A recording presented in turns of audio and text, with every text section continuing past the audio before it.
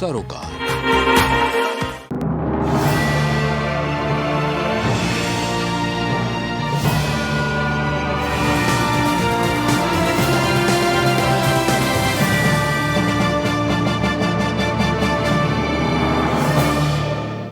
नमस्कार, मैं हूं मयूरी श्रीवास्तव। आप देख रहे हैं प्राइम टीवी। वक्त हो गया है उत्तर प्रदेश की बड़ी खबर का।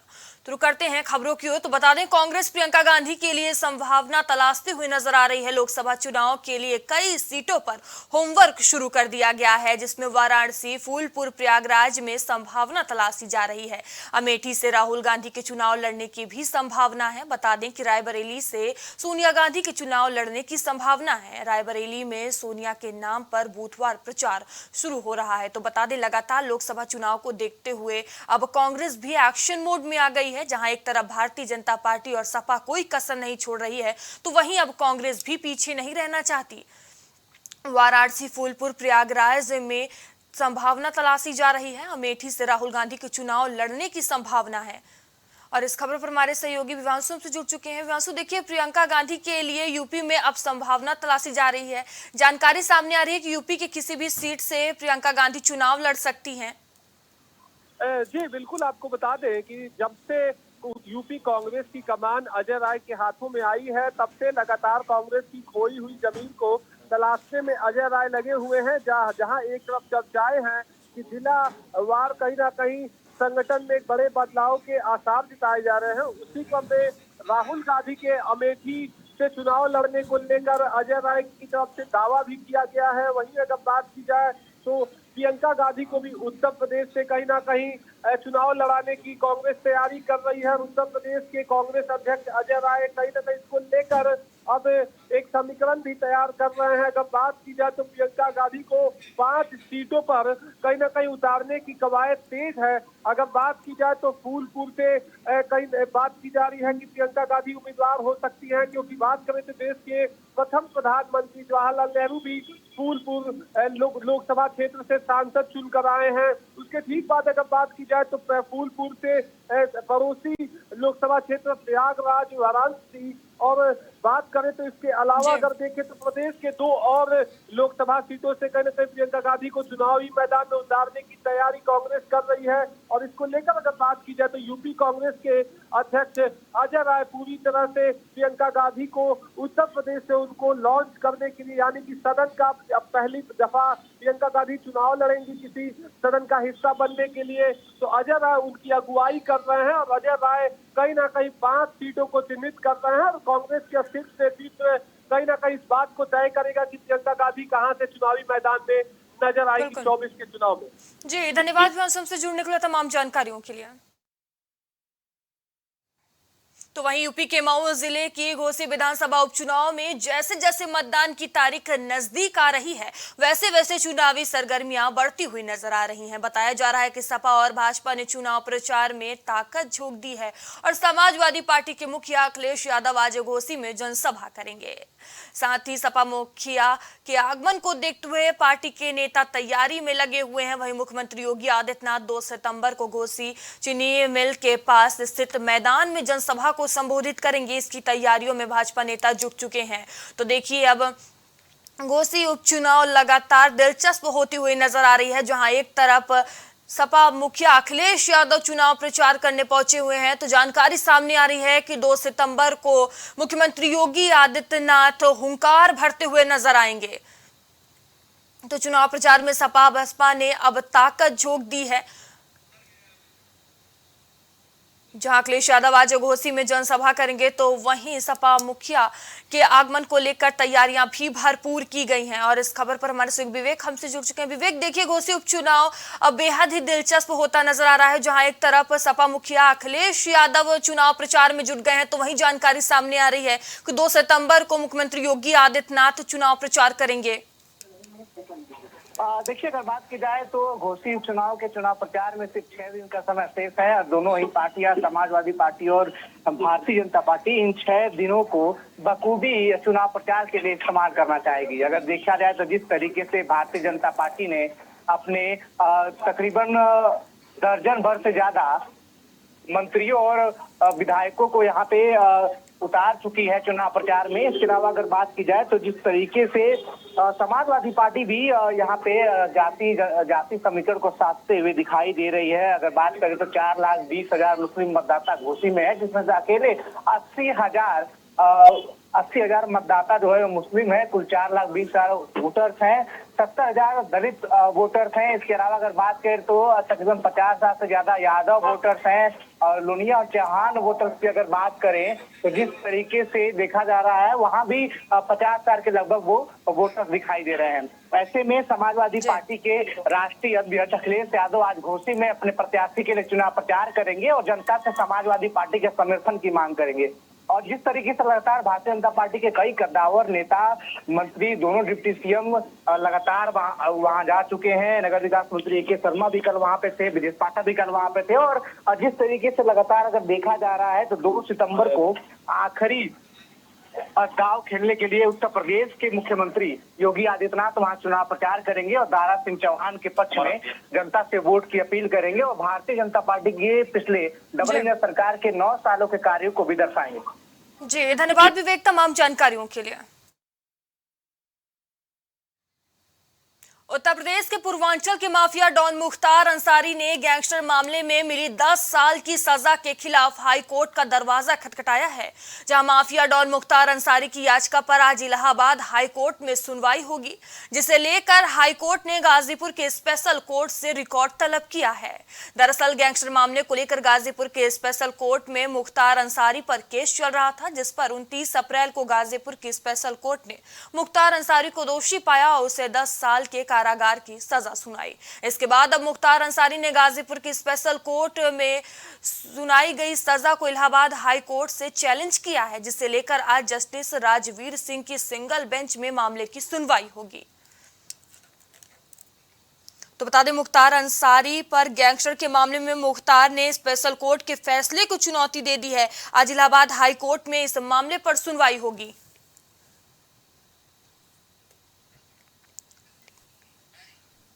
मुख्तार अंसारी पर गैंगस्टर के मामले में मुख्तार ने स्पेशल कोर्ट के फैसले को चुनौती दी है। आज इलाहाबाद हाई कोर्ट में इस मामले पर सुनवाई होगी।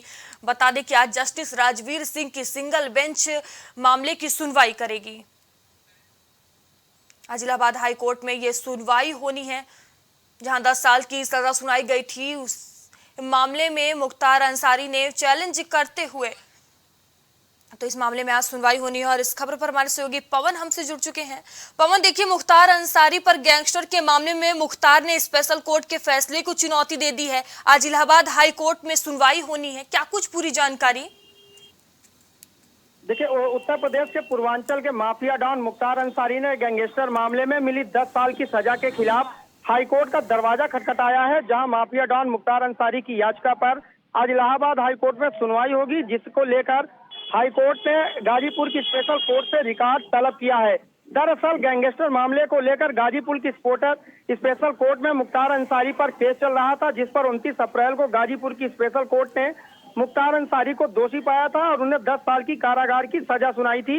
इसके बाद अब मुख्तार अंसारी ने गाजीपुर की स्पेशल कोर्ट में सुनाई गई सजा को इलाहाबाद हाईकोर्ट में चैलेंज किया है, जिसको लेकर आज जस्टिस राजवीर सिंह की सिंगल बेंच में आज सुनवाई होगी। जी मयूरी। जी धन्यवाद पवन, हमसे जुड़ने के लिए, तमाम जानकारियों के लिए।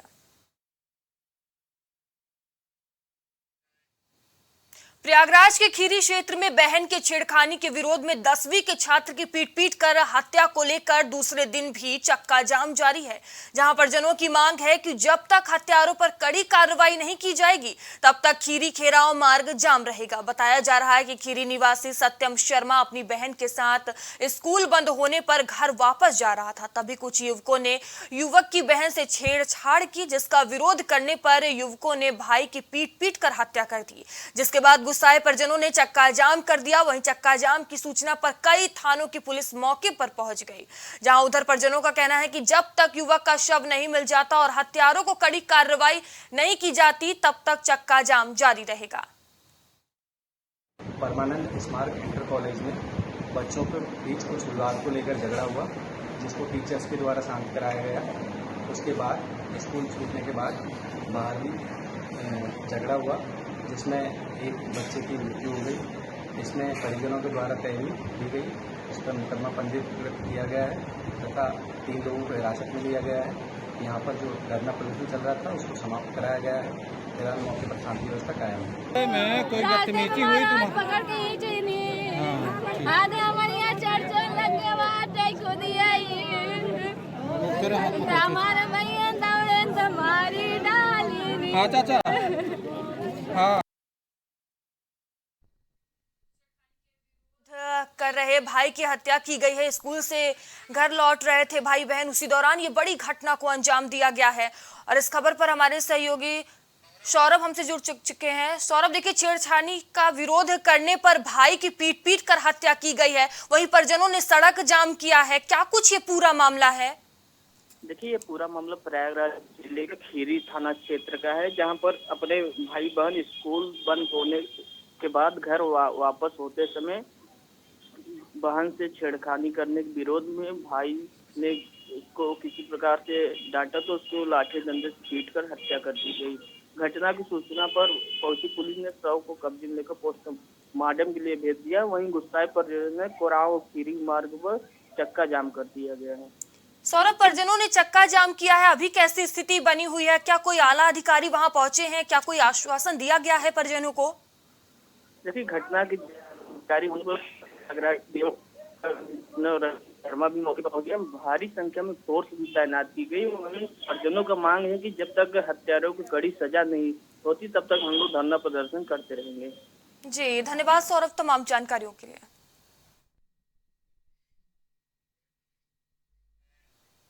समाजवादी पार्टी के नेता गुलशन यादव को प्रयागराज पुलिस ने गिरफ्तार कर लिया है। बता दें कि गुलशन यादव पर करीब 29 मुकदमे दर्ज हैं। 2022 में गुलशन यादव ने राजा भैया के खिलाफ विधानसभा चुनाव लड़ा था, जिसके बाद से गुलशन यादव का नाम काफी चर्चा में आ गया था।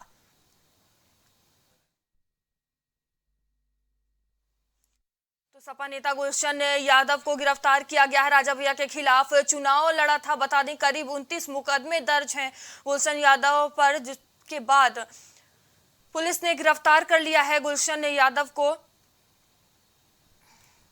तो ये पुलिस की तरफ से बड़ी कार्रवाई की गई है, जहां गुलशन यादव की गिरफ्तारी हुई है। समाजवादी पार्टी के नेता गुलशन यादव को प्रयागराज पुलिस ने गिरफ्तार किया है। बता दें गुलशन यादव पर करीब 29 मुकदमे दर्ज हैं। सपा नेता गुलशन यादव की गिरफ्तारी की गई है। पुलिस ने यह बड़ी कार्रवाई की है। गुलशन यादव पर 29 मुकदमे दर्ज हैं। राजा भैया के खिलाफ चुनाव लड़ा था, उसके बाद से चर्चा में आए थे। और इस खबर पर हमारे सहयोगी पवन हमसे जुड़ चुके हैं। पवन, समाजवादी पार्टी के नेता गुलशन यादव को प्रयागराज पुलिस ने गिरफ्तार कर लिया है, क्या कुछ पूरी जानकारी? जी मयूरी, समाजवादी पार्टी के नेता गुलशन यादव को प्रयागराज पुलिस ने गिरफ्तार कर लिया है। बता दें कि गुलशन यादव पर करीब 29 मुकदमे दर्ज हैं। 2022 में गुलशन यादव ने राजा भैया के खिलाफ विधानसभा चुनाव लड़ा था, जिसके बाद से गुलशन यादव का नाम काफी चर्चा में आ गया था। हालांकि प्रयागराज पुलिस ने गिरफ्तार कर लिया है। जी धन्यवाद पवन, हमसे जुड़ने के लिए तमाम जानकारियों के लिए। यूपी के मैनपुरी में पुलिस का अमानवीय चेहरा सामने आया है, जहां घरेलू विवाद को लेकर 3 सगे भाइयों की पुलिस ने जमकर पिटाई कर दी। बताया जा रहा है कि पुलिस ने तीनों भाइयों को छोड़ने के लिए 40,000 रुपए की रिश्वत की मांग की थी और रुपए का इंतजाम करने के लिए एक भाई को छोड़ दिया था, जिसके बाद पुलिस ने रिश्वत ना मिलने पर हवालत में बंद कर दोनों भाइयों को बेल्ट और पट्टे से पीटते रहे। वहीं पुलिस अधीक्षक विनोद कुमार ने इस पूरे मामले को संज्ञान में लेते हुए घटना में शामिल 2 पुलिसकर्मियों को लाइन हाजिर किया है। सर, हम घर जा रहे थे, रास्ते घर पे अकेले बेच के हमने अपना जब ट्रैक्टर खड़ा किया, उतरे तो घर पे मुआ चावर हो रही थी चाचा लोगों से। तो इतने में हम लोगों का होने लगा न, तो इतने में फिर देखो बहू पुलिस चौकी पे गई, पुलिस वाले आए, हमें और मेरे भाई को ले गए। तो देखो इन्होंने मारा पीटा। उसके बाद में उनके नाम जानते पुलिस वाले? हाँ, पुलिस वालों के नाम लालू का देखो एक है आदेश भरद्वाज दरोगा जी, और करतार एक पुलिस वाला था, और एक तोमर समोद तोमर, और एक लोकेंद्र। हाँ, मारपीट इतनी पूरी रात मारा। एक दलाल था राजीव चौहान, उसकी जरिए तो जब वो दलाली करता था 40,000 रुपये मांगे, हमने कि घर 5,000 ले लो, हम इतने 2,000 के केले हमने दुकानदारी कर पाई, 5,000 कहाँ दिलाएंगे।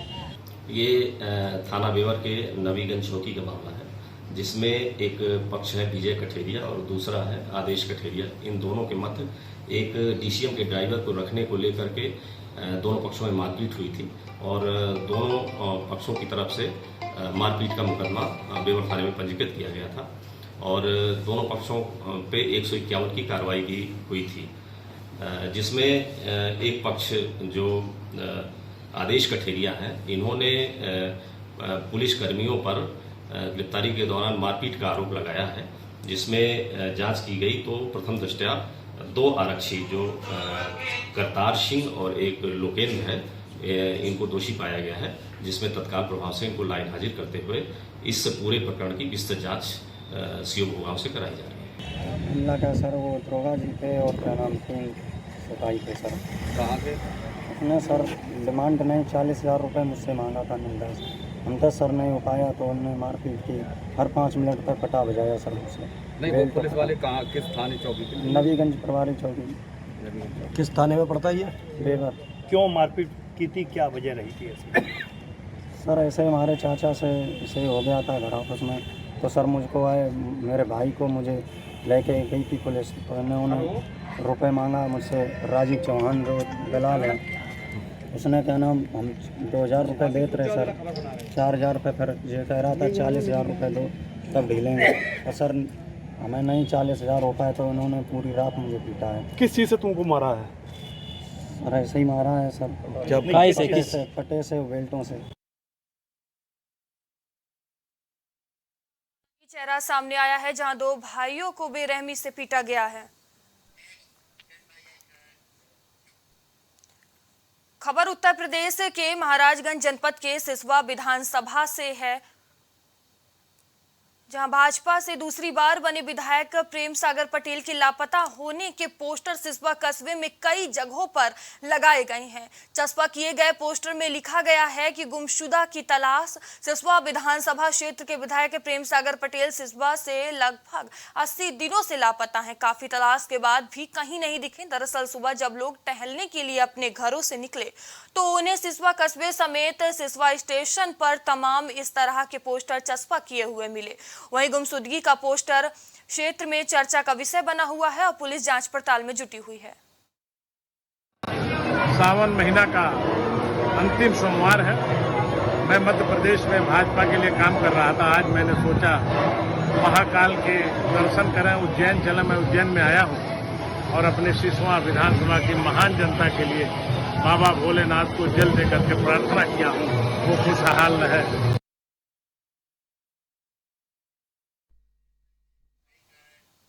कन्नौज में लूट के गिरोह का ठठिया पुलिस ने शातिर बदमाशों के गिरोह का भांडाफोड़ किया है। बताया जा रहा है कि मुखबिर की सूचना पर पुलिस ने एक्सप्रेसवे के किनारे लूट करने वाले 3 शातिर बदमाशों को गिरफ्तार किया है और पकड़े गए बदमाशों के पास से पुलिस ने तमंचा, कारतूस और बाइक बरामद की है।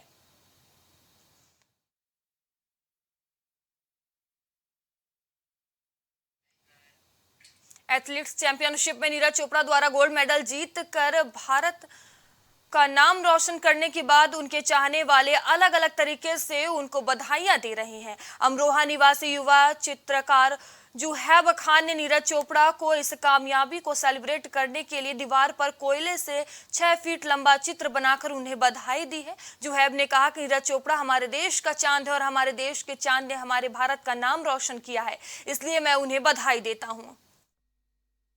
मेरा नाम जुहैब खान अमरोहवी है। मैं उत्तर प्रदेश के शहर अमरोहा में रहता हूँ। मैं एक चित्रकार हूँ और समय समय पर हिंदुस्तान में घटित घटनाओं पर आधारित चित्र बनाता हूँ। क्योंकि नीरज चोपड़ा ने एक बार फिर हमें खुशी का मौका दिया है, भारत के लिए गोल्ड जीता है। इस संबंध में क्योंकि आजकल भारत बहुत ऊंचे ऊंचे कीर्तिमान स्थापित कर रहा है, हम अभी चांद पर पहुंचे हैं और अब हमारे भारत के चांद ने एक कारनामा कर दिखाया है और हमें सोने का एक तमगा दिलाया है। इस संबंध में मैंने एक 6 फुट का कोयले से चित्र तैयार किया है और ये खुशी अपनी दर्शाई है।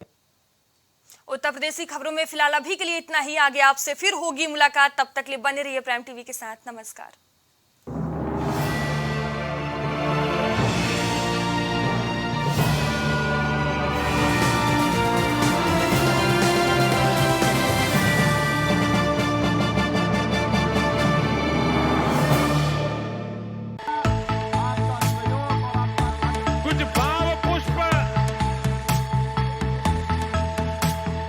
आप देख रहे हैं प्राइम टीवी, सच